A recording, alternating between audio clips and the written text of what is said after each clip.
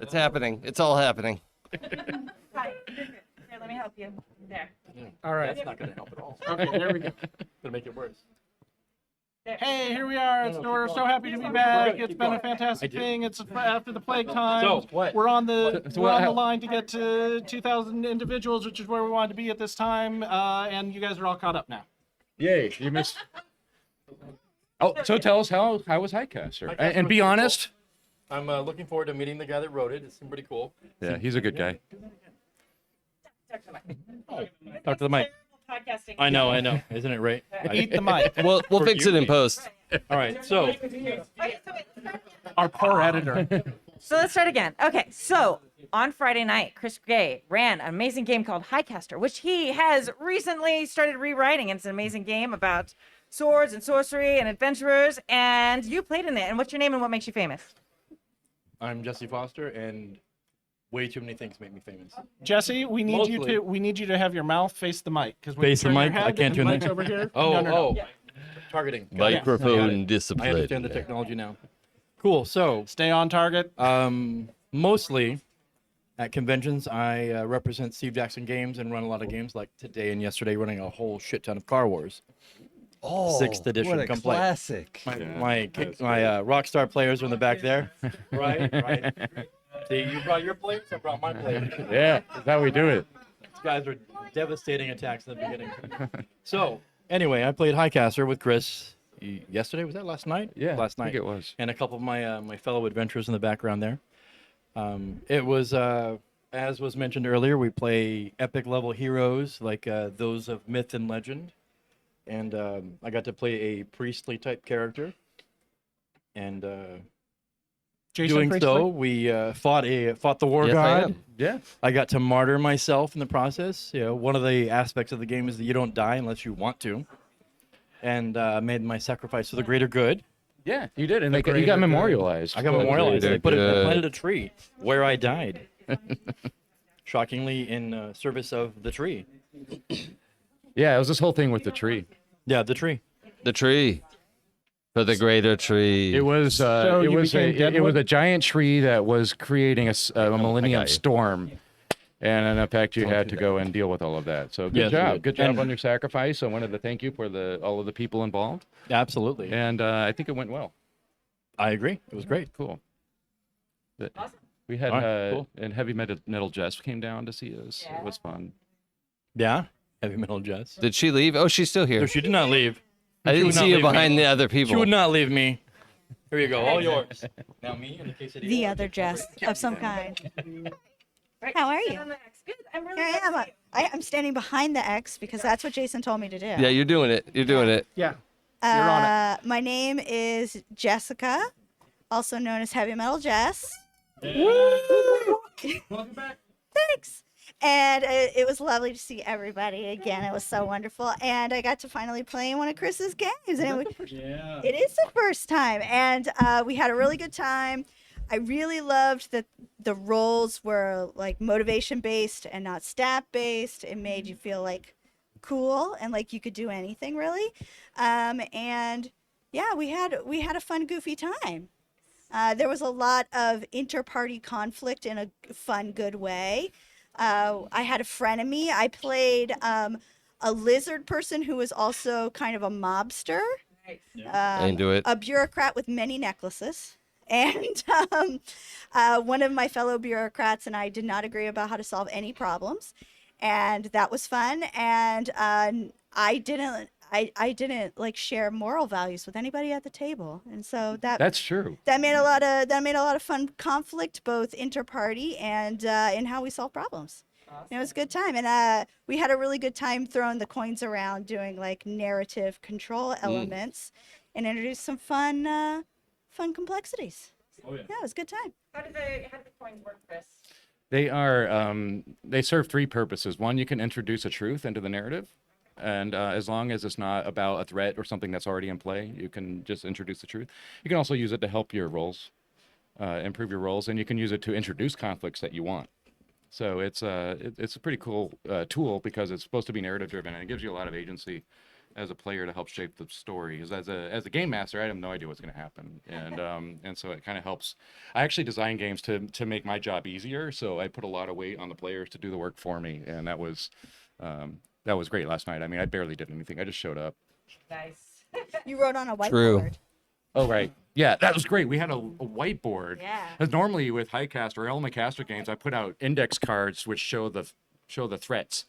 But then I could be like all boardroom about it, and I was all whiteboarding it, And Is that why it's called a It was really boardroom? good. It was really good. You were in the boardroom. I was in a boardroom that I didn't even know existed. Executive boardroom.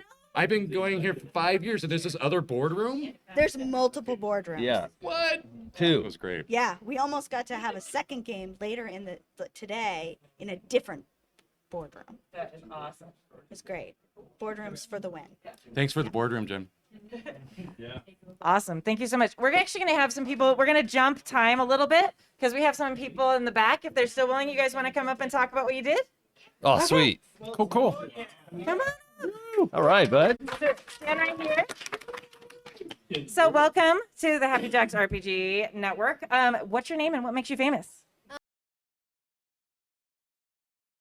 Famous is being here at the convention, I guess. Yeah. Local celebrity Ezekiel. Is this your first time at a strategic convention?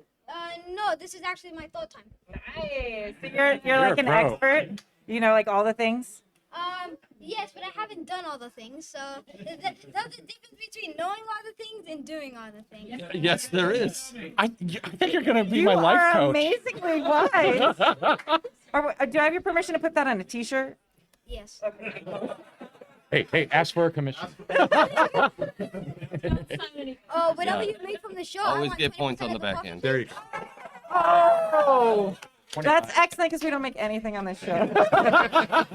But thank you so much. So you said you wanted to tell me about one of the things you did. Do you want to hold the microphone? You can do that too. Oh yeah. So I played a game that he DM'd. Uh-huh. Yes. So we played Car Wars, and it is a battle game where it's kind of like a survival of the fittest, where you're driving your car and you have guns and you need to shoot your opponents in those obstacles. And yeah, it was a very fun game. It kind of reminded me of like D&D in a way, and like in a little battle game. It was interesting. I liked it. That's fantastic. And what made you sign up for that game? What made you want to play that game? We actually saw it like maybe a couple weeks earlier at a store, and we're like, oh, hey, this looks interesting. And when we were looking at the signups for the convention, we're like, oh, look, that's the game that we saw. So let's give it a try. And yeah, it was very fun. That is amazing. Yeah, that's one of my favorite things about conventions too. Is like, oh, I want to try this game. Let's do that. You're amazingly well spoken. Well done. Yes. So what else? If you were gonna try and get other people to play the game, what would you tell them was the coolest part about it? The coolest part about it is it was very realistic, and how you needed to do like you need to slow it down to do sharper turns. You needed to roll when you're doing a 90-degree turn. So, and each weapon has a different power, and you can get a different combination of cars to do different abilities that you want. So it's like you can build your own car if you're willing to, and yeah, it's really cool. And did the game master do a good job? Yes, he did. Good job. Credit to the game master. I have to tell you, you are a dream player in the making already. Like giving credit to the game master already. Like speaking so well about the game. Thank you so much. You're welcome. Have a great time. Okay. You too. All right.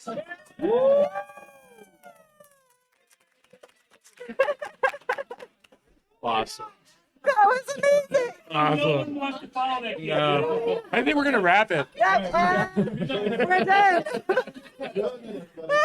And here's Jim Huge. of Happy Jacks fame, and also he helps run the convention. He runs like all the big conventions. He's kind of a big deal.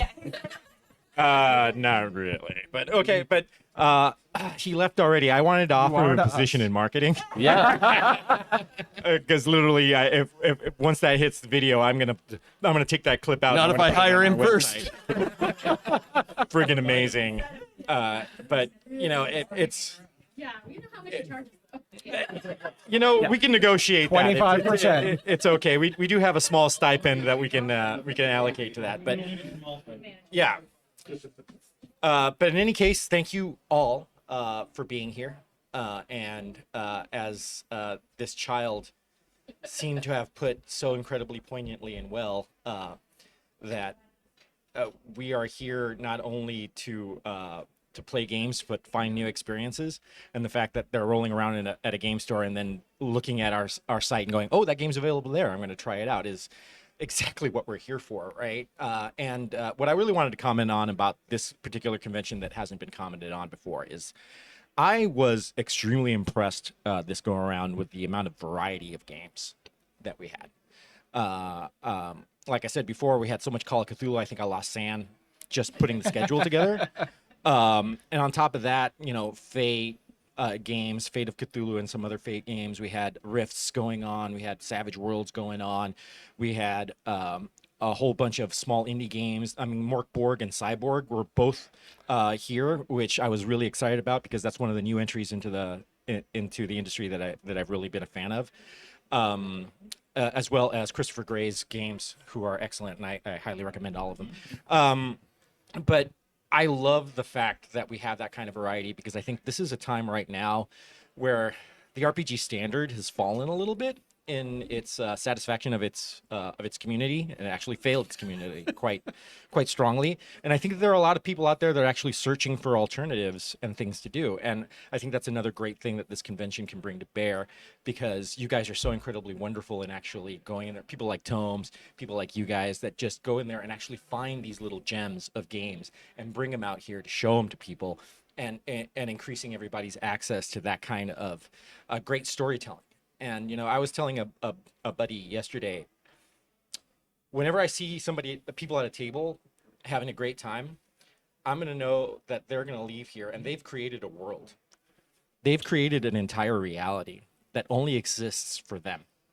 And that moment is a treasure that they're going to be able to have for the rest of their lives. And I know that I've had experiences playing with people in this room that I'll never forget in my entire life, that actually have made me happier and a better person. Not only because I got to imagine different things, but I got to imagine different things with such a great variety of other people, and understanding them, and simply growing. This is a hobby of growth and a hobby of imagination, and I'm so incredibly glad to have you guys here, and so incredibly glad to be able to serve this community and provide you with what you need to do it. So I hope everybody has a great time, and I hope you come back. And I'm so glad this con is getting back to where it used to be. And thank you all for doing it. And welcome back. Thank you for all the work that you do for us. Yeah. Jim, thank you so much. All the good feels. It's so good. I'm not crying. You're crying. Yeah, Never no, mind. I'm everyone's crying. It's so good. Actually. All right. So, So after Ezekiel, so other games on Friday that you ran or played in. Oh, I did a game. Okay. Yeah. Should I come to the microphone? You You want to dual mic it? ready? Go. Hi, I'm Jason. I ran the game that I made, Demigods, on Friday night and again this morning. And so that's actually why my voice is going out a little bit. Sorry. It's also because you keep moving away from the mic. Well, yeah, that's so I don't cough into the microphone. For similitude, I see. Your voice is going out and you're giving the home audience the whole experience. You know I like puns, Nick. That's why we're friends. Yes. And some other things. My friend. I don't know what that was supposed to imply. It sounded dirty. The monthly check. I know. I got it. So, on Friday night, it was a small group. Only 2 people showed up for my Demigods game. But, and I thought, I don't know if they're going to want to do this. I'll just offer to do it, and they were super into it. So we decided to play, and they just had this great buddy cop demigod experience. It's, oh shit, I was trying to remember what they said about Highcaster a minute ago of the high level godlike characters. Brilliant stroke of genius. Yeah. The thing that you just said is also the byline for demigods, which I was gonna just mirror it back, and it was a really good joke. To just pretend I did the good joke. Thank you. Yeah, right. He's so clever. Who said that? We'll take Sandpost too. Yeah. So it's a modern day magical, Children of the Gods thing, and it's geared. I think one of the things that the guys last night kind of dug into was the idea that your child of the god doesn't have to be similar to their godly parent. So you can be the poetic disappointment to Ares, and well, whatever. Like I wanted a game where you could play a divine disappointment. It's not a phase, Dad. Yeah, God. It can like swords and poetry. I'm like, yes, that's Poetry is like a sword. yeah, it's just like a sword. I'm going to use swords and poetry for the name of my game. Yep. TM. Yep. So but yeah, that game, I think not remarkable, and we had a good time, but I think it was cool that these two players just wanted to like dig in and play and did their like buddy cop What's demigod that story. like? I mean, I guess if two people showed up, I would be thinking about canceling. Did you I want to? was going to give them the option, like, because I was jazzed up and ready to go. Yeah. And I was running the one of the pre-gen, the scenario that I wrote in the book that just came out. Which if you go to demigodspbta.com, Kimmy will yell at me if I don't rep my own game. You should rep can. the site that I made for you. Yes, she made the website, and you should go check it out. No, I made Probably Okay. Oh yeah, probably okay games is .com is the new shit that Demigods PBTA points to eventually. And by the end of February, the game will be for sale on Drive-Thru-RPG, and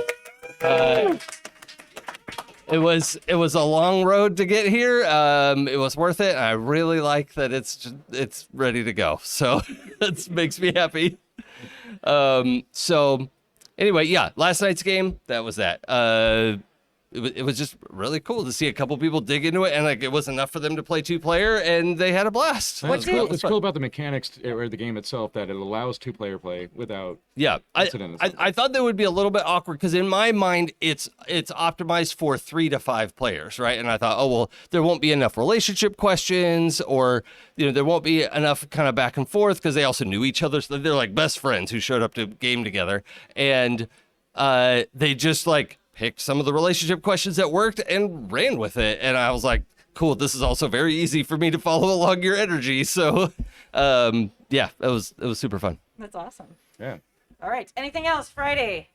All right. Moving on to Saturday. Saturday morning. Wait, nothing Saturday more morning. for Friday. Okay. No. How dare you? Okay. I ran a thing on Saturday morning. So Now, what's Decima? yeah, I didn't run it. Hi, my name's Kimmy. Hi, Kimmy. Hi, Kimmy. I am a TTRPG podcaster. So I ran another beta version of my PBTA hack Starscape with a whole bunch of new changes that I wrote at like 4 a.m. this morning. It's super great. So I'm running on 2 hours sleep. Yeah. And yeah, it went So really coherent. so prepared. I mean, I am It was, prepared. it was. I am very tired. But from a GMing point of view, I felt like it went really, really well. So I ended up with 5 players, and Wow. yeah, it was great. And they a couple of them had never played a PBTA game before, so which is something that's always been interesting, like to see how they like come to it, how they understand, like when you're describing like, okay, there's success bands rather than like a target number, things like that. How they take to that. Some people struggle like with, oh, there's moves rather than like spells and things like that. If they hadn't told me up front, I would have thought that I would not have realized that they hadn't played PBTA before. They both picked it up, just so easily. And it went really well. They picked a couple playbooks that I've been working a lot on and doing like a lot of revamping on, which made it exciting for me because I was like, oh, hey, the revamps made it more interesting for people to pick those characters. So that was cool. And yeah, like Chris said, there was a lot of times where I just sat there and just like watched them like interact with each other and trigger different moves on each other. So they had to roll, and it was just like, oh, this is great. This is lovely. This is actually pretty good. I haven't talked in like 15 minutes. That's okay. They're talking a lot. So are any of my players here who would like to come talk? Bill? Roper. Bill. Now, what's Bill Roper? What isn't Bill Roper? Yeah. That's like a No, very why is Bill Roper? When is Bill Roper? So what's your name? Oh, it's Bill and what makes you Roper. famous? Hi, my name is Bill Roper. What's made me famous? I don't know, a bunch of stuff. Games, work. video games. Yeah, Happy Jacks. I've been on Happy Jacks. I've been a couple times. Yes, so I got to play Starship, which was super fun. I was excited about it because I'd been hearing about it since the last convention when Elspeth played. And she's like, you got to go and play, but don't play this playbook, play different playbooks, and then we can talk about them, which was great. And so I played the civilian, which quickly turned into, and the thing I like is that there really aren't races presented to us. And there's inspirational artwork. We can do whatever you want. So getting to start by making your own race was super fun. So I made Opsonians, which are basically uplifted Lhasa Apsos. And so I had a little 2'5" guy named Olasso who was very much into making deals, and it kind of didn't matter. Legality aside, is fine. But it was great because there was like a ton of just like incredible energy at the table. Like you said, whether people had played or not before, they really immediately got into what it was about. I think we all followed that trope, like think of this like a TV show, right? So we were doing things knowing like how the audience would perceive it or how it would be seen. And then I thought Kimmy did a great job of saying like, oh, now like there's a cut to this moment of this thing happening that's not you guys, and then cuts back, where the audience sees this, which was great. By the end, there was one of the characters who was playing a human artifact seeker who was obsessed with 80s Earth artifacts, 70s and 80s Earth. And in fact, the whole launching point for our session, which was just born out of us all sitting and talking at the table, was that we were a crew that had been out trying to sell stuff. We had tried to, we were selling a 1972. 77. Well, we thought it was a 70. The guy who was buying it thought it was a 72. So embarrassing. Camaro, but the artifact guy is a actually guy, and so as he was tuning it up, and the guy was like, oh, talking about how he knew about this car, he's like, well, actually, it's a 1977, which then screwed our deal. So we didn't make as much money, and we all start off very tense, needing money, very Firefly-ish, and it ends up being where we are basically making the decision to help overthrow an evil military government, like As like one does. it's that old chestnut. Yeah. The two things that I thought were a table thing and a personal thing. One at the table at one point, because the one thing Jim loves to do is to put the Happy Jacks games in the same room, so we don't bother other people. I mean, legit. And so at one point we're just over there, oh, what was, and then. And Jesus goes like, "Oh, I want to watch that show," because there was some shenanigans going off. And then I don't know how to take this because my character, at one point, I realized I was just doing a voice, and I was like, "Oh my God, I'm doing the Grand Nagus." Okay, that's kind of where it's at. One point, Nick over dinner said, "That's like the most Bill character I've ever seen." I kind of know how to take that. Well, Bill, I don't know if you saw the description for that character. Did you read the blurb at the top? It says, "This is not Bill Roper. It is thematically similar yet legally distinct from Bill Roper, but it's not Bill Roper, and no one should confuse the two legally or otherwise." I don't. Maybe people would confuse it. I don't know. I'm a little confused by it. But all I meant was you were having a great time. You had a great voice. It was super fun to watch you work. It was. I think the setting was immediately immersive, right? So all of us were able to jump in, grab these tropes, and then really run with them, including the robot, the mimic robot who started to get feelings. Yeah. So you have a little Pinocchio trope, which led to a great moment, and this is where I'll leave it on because I think this is the beauty of the game. Everybody has their own kind of their personal thing they're trying to achieve during the session, right? Which is like your secret thing, but not because it's necessarily bad or anything. It's just you just don't share it. And the treasure hunter and the artifact seeker, his was that he was going to try to get the robot to acknowledge they had feelings because it was like a new thing. So they've had this whole thing, and he's basically trying to get him to get angry, and he's going off, and he's yelling at him and saying terrible things. And finally, the robot punches him. And he's like, "Yes, yes, I knew it. And he's like, reach up and I hug him. He's like, "I knew you had it in you." He's like, and then I just like, I'm so excited, like I kiss him, right? The kiss the robot. It goes right back up, and he's like, "Oh, I knew you had feelings." And we all decided that was the moment the three of us had like stepped onto the ship, and all we saw was that guy kiss the robot, and then be like, "I knew you had feelings," and we're all, and it's like, and commercial. That's right? the show So I it's want like- to watch. And it was like, yes, like that was the beauty of the game encapsulated. So it was super fun, and I thought all the character the playbooks were fantastic, and you have to go with every box to go run it because you did a great job. Woo! It sounds like you have some shortcuts in getting people immersed in, like you don't have to explain anything. I do. Well, and I gave myself a cheat, which I'm going to tell everyone. So if you want to steal it, that's fine. But so I start off the game with, especially for one shots, there's basically like a Mad Libs thing where it's like on your last adventure, and it has these sort of generic like statements that cause drama. And then I basically take the characters and I put them in a random order. Sometimes it's by character age, sometimes it's by like alphabetical order of character names, sometimes it's alphabetical order of player names, whatever's going to be like the most random. And I put that, I put their names in that order over and over again, and that just fills in like, this is what happened last week.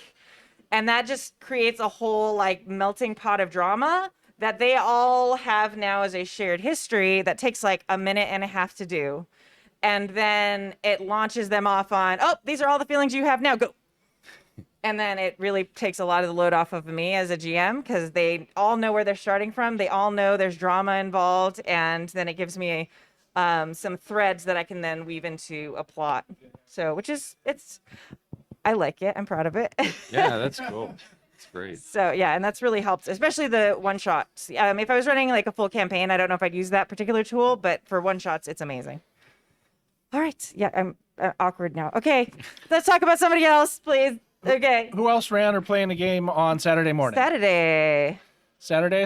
Anybody? Saturday. You don't have to run it, and it doesn't have to have been a Happy Jack. Like it can be any game you played. If you like played a card game at Games on Demand or whatever. I played an adorable game. Yes, adorable Woo! game. Come tell us. Yeah, Dina. Saturday afternoon. Sorry. That's fine. Do it. Who cares? It was called. Sorry. You have a Wonder Woman sweatshirt on, so you get to go first.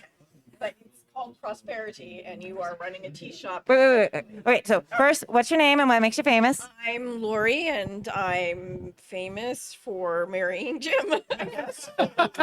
Excellent choices made all around. But I played in a game called Prosperity. It went through its Kickstarter. It's a little indie game, and it's adorable. And you're basically a competitive tea shop owner, and it's totally in my wheelhouse, and I love it. And it was adorable. And I totally recommend if anybody wants to go play. It's down in the ballroom in Minis. But it's, you have different teas you're trying to develop and make, and it gets rather cutthroat, and you're trying to gain points and basically fame for your tea shop. So How do you get points for tea? you can Spilling it. you co-op special orders of tea, and if you do a favor for someone, you get a special token, and then that token counts as a single point. But you can also use it as a wild card for any aspect of what you're doing. So it's kind of neat. And so Mike actually almost won the game. He's not here to talk about it right now, but it was getting a little competitive.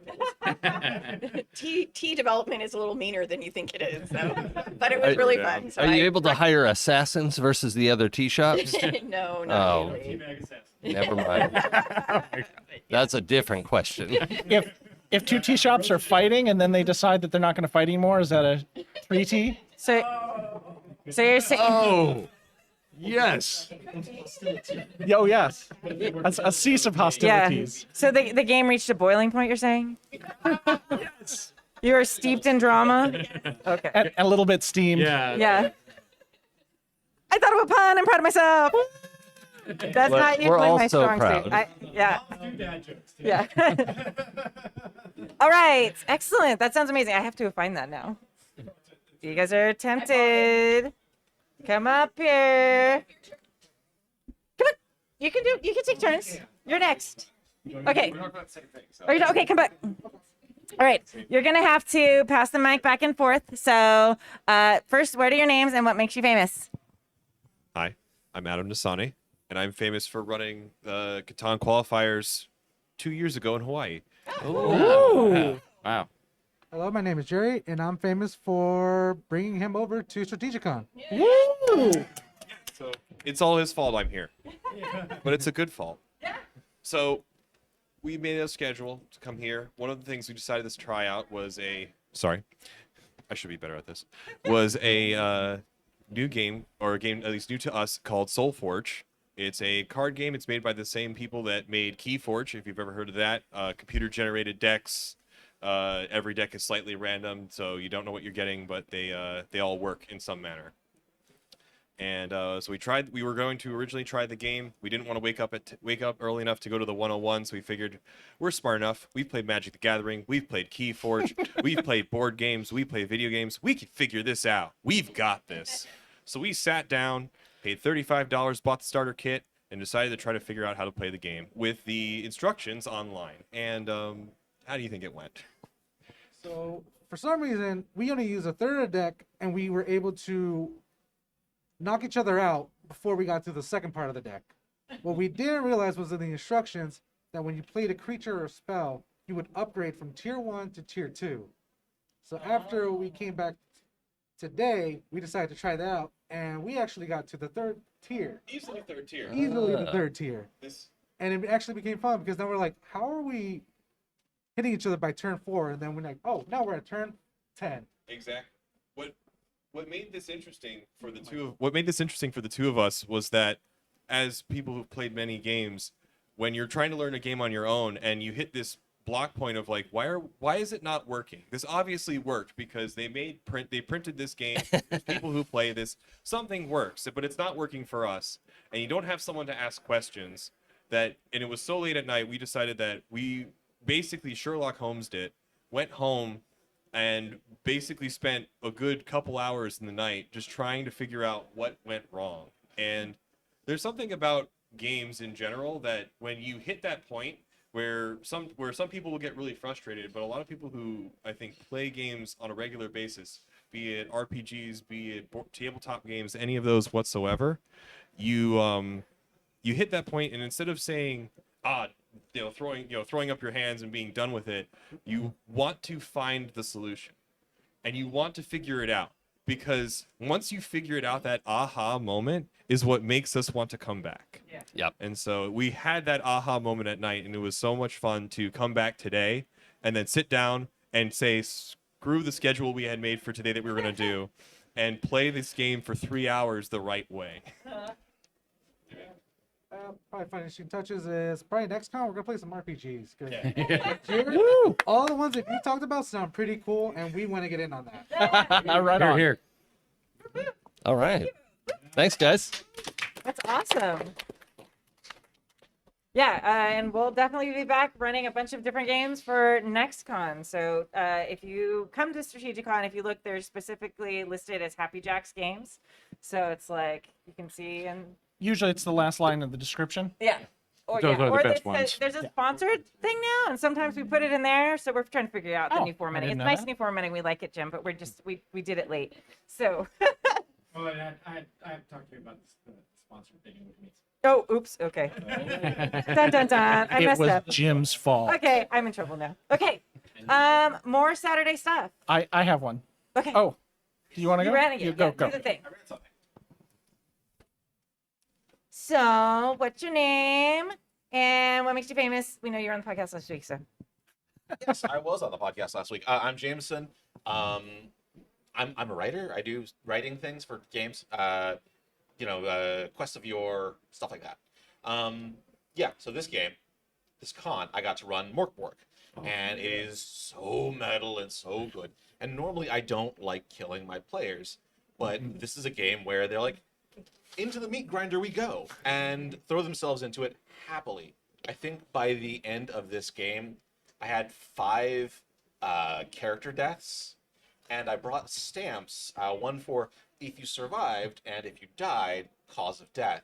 And I was so happy I got to use the cause of death stamp. Everyone was like, "Can I get one of those?" I'm like, "Yes." Boom. You're done. So yeah, I had a great time.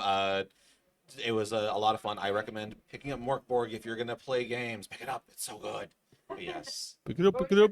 What's your favorite? Oh, all right. So The question was, what was your favorite character death?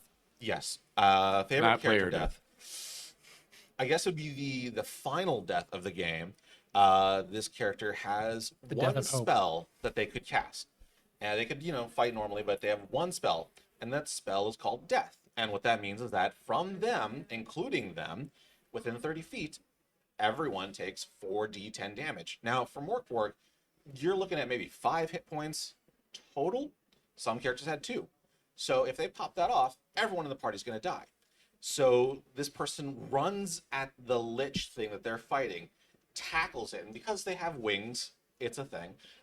They flutter up some, kick off the spell, and just nuke themselves and this evil lich. Amazing. So just black hole where they were. It was a lot of fun. Second favorite, there's this pillars you got to jump between. There's fog underneath it. Everyone loves the jumping puzzle. Right? Platforming. Said no one in ever. RPGs. Everyone loves that. And of course, they wanted to know what would happen if they just kept jumping into the fog. Because the first time they come through, they've aged and they have no teeth. And like, let's just keep going. And I'm like, you know what's gonna happen. You can't lose more teeth, but you can still keep aging. And they're like, too bad. And yeah, so I lost 2 other players that way. Experimental. Characters. Yeah, no, the players are fine with Yeah. Stu. We had Stu is fine. Stu is fine. Yeah, we had Happy Jacks don't endorse fine. or know of any player deaths that may or may not have been attributed to Happy Jacks RPG. So yeah, it was. Oh yeah. No, I had a lot of fun. I love coming to the con, and it's such a blast to finally get to be back here.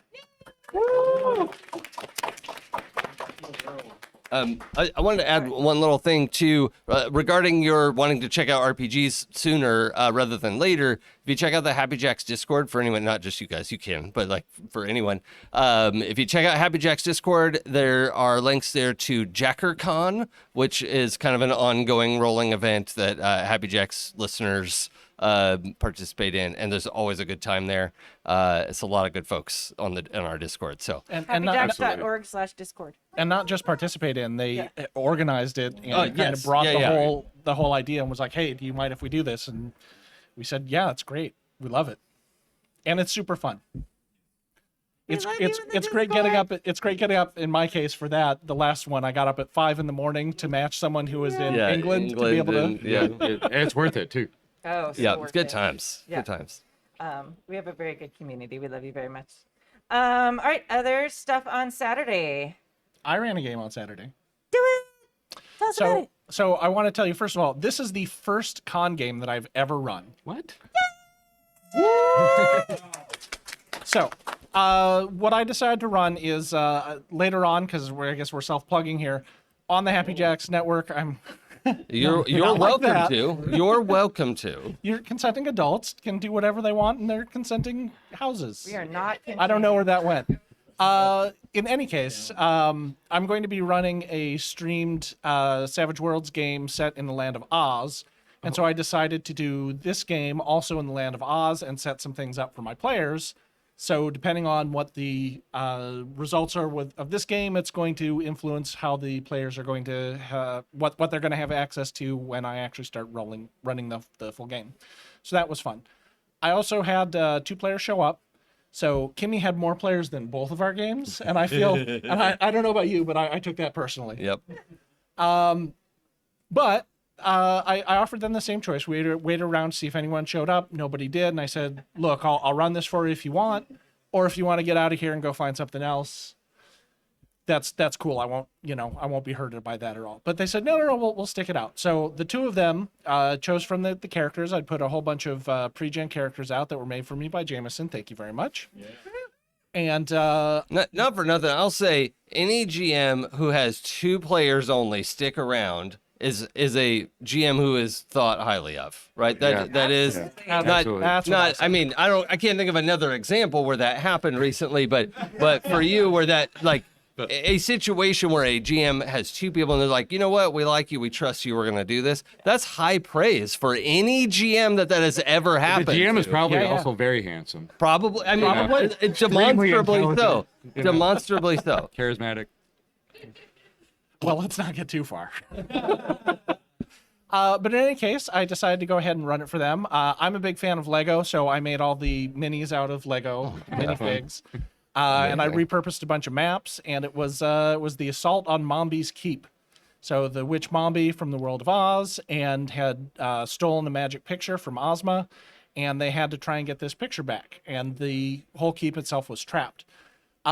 Much like your buddy cop, the two guys went ahead and they just immediately had a relationship that went off and let them explore just the being able to take a Tommy gun into Oz really kind of evens your odds.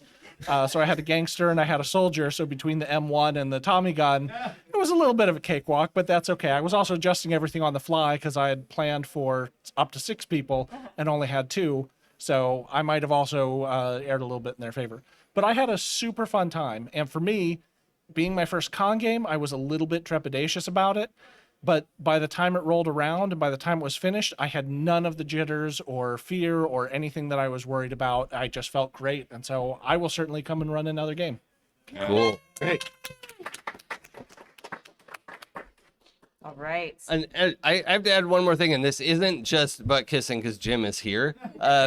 I actually, so this was my first con ever coming to a strategic con, was the first time I'd ever been to a gaming convention, and eventually starting to run games here. And now I've run games at a few different cons, including Gen Con, and I like running games here more than anywhere else that I've run games. Like, it's very easy, and nobody is kicking me behind the chair to make me say this. It's just, I've been meaning to tell you this, Jim, that like the process of running games here is like, it's probably boring to hear somebody talk about, but it's like life-giving to be able to do it the way we do it here. So thank you for all that work that you put in. All right. Other stuff on Saturday? I ran something else on Saturday. Oh, you did? Yeah. You did? Well, so Highcaster, I said, was the big epic heroes. Dungeon Caster is, The trash heroes. the trash heroes who are trying to make something of themselves. And so I ran Dungeon Caster today. And it's what it is actually the core rules for Highcaster, but it has a lot of more constraints, and it's designed for more rough and tumble play. And it's really OSR kind of driven. And so I did really a dungeon delve on it, which I hadn't really done in Highcaster before. So it was an interesting experiment. And it's an important one because this is an adventure that I'm giving out to all of my backers. So I wanted to make sure it was good. And you didn't know it, Jason, but you were playtesting. He gotcha. Fruit of He disclosure. gotcha. But anyway, I think I had fun. I mean, I looking at it objectively, it was a lot of rolling, and after a while, I was thinking, I guess I'm okay with that. I mean, I did my best to make it a miserable experience for you. It Like worked. all good playtesters. Even though Jason was there, I mean, it was all right. It was Yeah, cool. in spite of my presence. Yeah. No, but what I'm trepidatious about, I was worried about all of the rolling, and I thought, you know what, this is what D&D is like, and this is the adventure I've made, so I guess that's the way it should be. But I'm not used to that. I'm used to much more narrative kind of focused games. So, so I don't know. When I left it, I thought, oh, I hope that wasn't too much rolling, even though I think I had fun. What do you think, Jason? I had a great time. And I will say I am not a fan of D20 based systems. I'm open about that. Like, Yeah. I don't mind sharing that. And this and the Star Trek Adventures are the 2 D20 systems that I would play. Oh, So that that is a very short list of D20 games that I'm willing to play. So, and the online hack of the 2-player we're in love game but we can't be together. Starcrossed. Yes, there's an online hack of that where you roll 2 D20s and try not to match, and that's that's a really cool way to play it without the Jenga tower. So technically a D20 game, I guess, but yeah. I mean, so I played in this game today, which is the next thing we would segue to, right? So let me talk about me. I got to the point, so I'm one of those people at the table who's like, I can't pick the character, I'll pick last, blah, blah, blah. There were two that I was kind of looking at, the rogue and the fighter. I was like, okay, everybody else picked it. There were four other? Yeah, it was a big Yeah, it was a group for me. 5-player table. And I was like, cool, somebody's going to help me whittle this down. The two character sheets that were left, fighter and the rogue. So I was like, well, too bad I can't multi-class. And Chris was like, you can multi-class. Like, oh, great. Let's Thanks switch out the disciplines. for nothing. I mean, thanks for just giving me everything I want in a game, stupid guy. And I did actually like chop and change a couple things, and it didn't feel like I just gutted the warrior. It didn't feel like I OP'd pulling something in from the rogue. It just felt like a different character that I made my own and was fun to play and was still balanced and fit in with what everyone else was doing. And yeah, that's fun. It's a good time. Cool. Excellent. Would you say that this is a good alternative to D&D as a game system? Is this a good alternative to D&D as a game system? Well, I would play this. So in all cadence, so I mean, I've been running D&D adventures with this system for over 2 years now. yeah, it and, seems like that'd be easy to convert. You don't have to think anymore. You just don't even need stat blocks. And what happens when you run, like I ran those big book ones too. And what happens is that you end up cutting to the story much quicker, and you end up diving more into the characters that you're playing with, and the NPCs matter more, and the events matter. Like, you can be in a dungeon and it's okay, and you will spend the entire time being okay with being in that dungeon without feeling like a grind, because everything is a story, you know, a sort of mini story.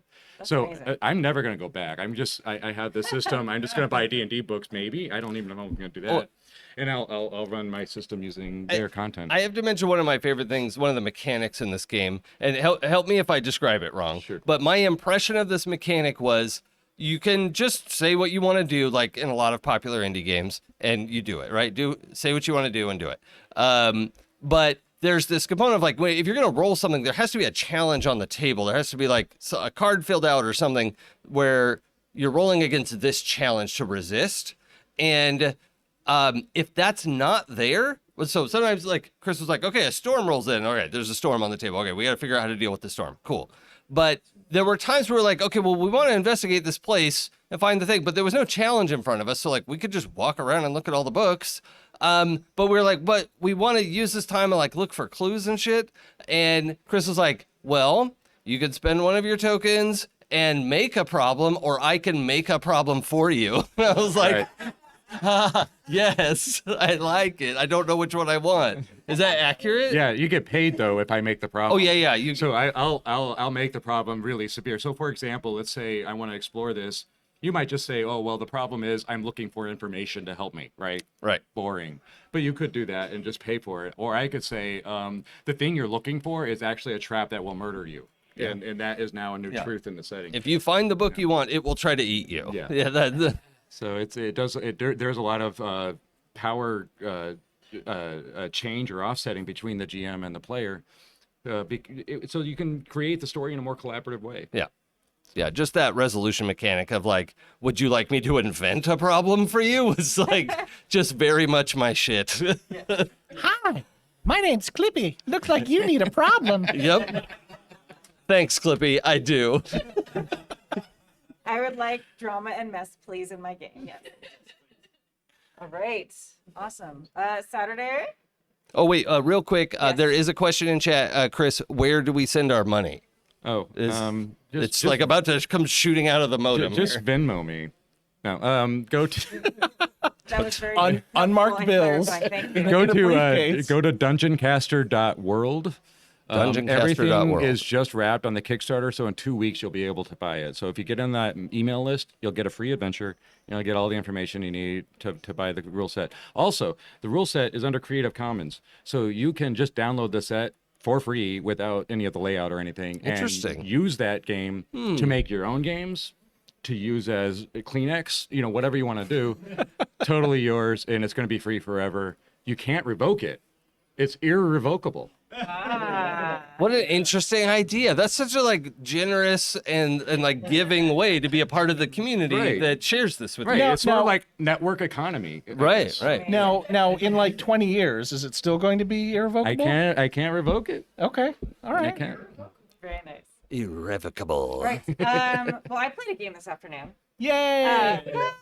So one of the most amazing things about this con that I've never seen at another convention is the very robust games on demand section that has a huge assortment of indie games. Our friend Tomes, who used to run Small Game Hunter on our channel, who did we had a show for a while where he'd bring in indie games and show us, and that got to just be too much of a time crunch because kids take a lot of time and he has kids.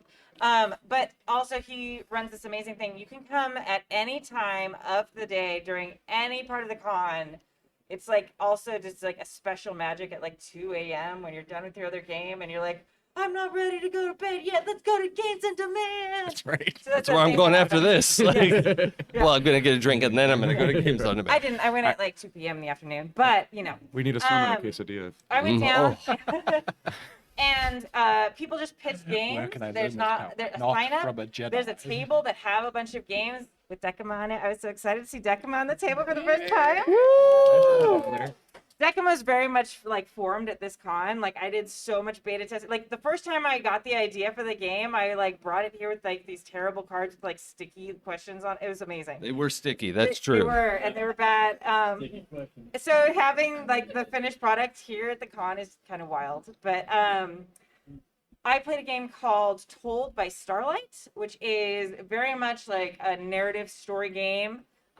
You sit down with however many players are playing, and we did a big a dry erase board, but you can do it in a paper or anything like that. And you basically just draw dots everywhere.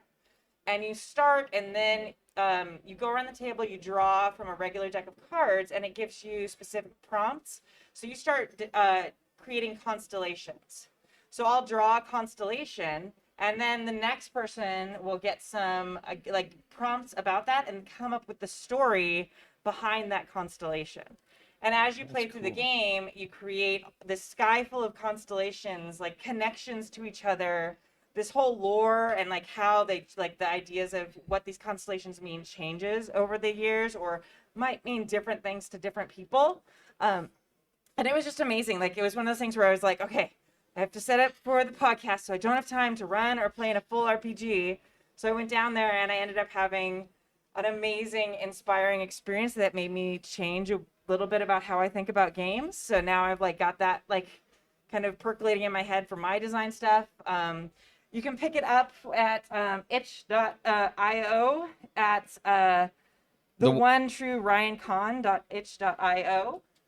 So it's available there for download. It actually has very beautiful, charming art, and it's just a very cool, simple game. And I actually think it would really be great to play also with kids and stuff like that, because they get to kind of connect the dots and create whatever you want. And it was very interesting playing with Nick was in the game with me. Yep. And just different people's styles and what types of things they added to the night sky was pretty incredible. It's a really cool idea. That's really cool. It was really neat. What did you think, Nick? I had a lot of fun. I really liked it. It was neat to see what some people brought to the table as opposed to other people. Some people were very simple and would make little, just simple geometric shapes and then call them whatever, name them, and give them an archetype. Other people would make big, flowing or anthropomorphic representations. Kimmy had made a constellation that was called the Lover, and she drew out the dress, and it was a full person. And then over here there's the rhombus. But yeah, it was just really neat to tell the story, and there are mechanics to link the story of this constellation to that constellation, or why do these two work together, or how are they opposed, or take another color and connect these two constellations and it forms something new, and what's that about? And because of the way that it's structured, one person draws the constellation or makes whatever that changes, and the next person tells the story about what happened. So you're always moving along, then they create a constellation and someone else tells the story. So even if you put something on the board that you think is, oh, well, clearly that's a swan, you don't know what the next person is necessarily going to do with the story of that swan, which I thought was really neat. It sort of there was a synergy between people. Well, and it kind of asks you to have trust. I haven't played this yet, No, so you yeah. have to hand that off to the next person Yep. and hope they'll be respectful with Yeah, it. yeah, you have to let them have first crack at your baby. I love that.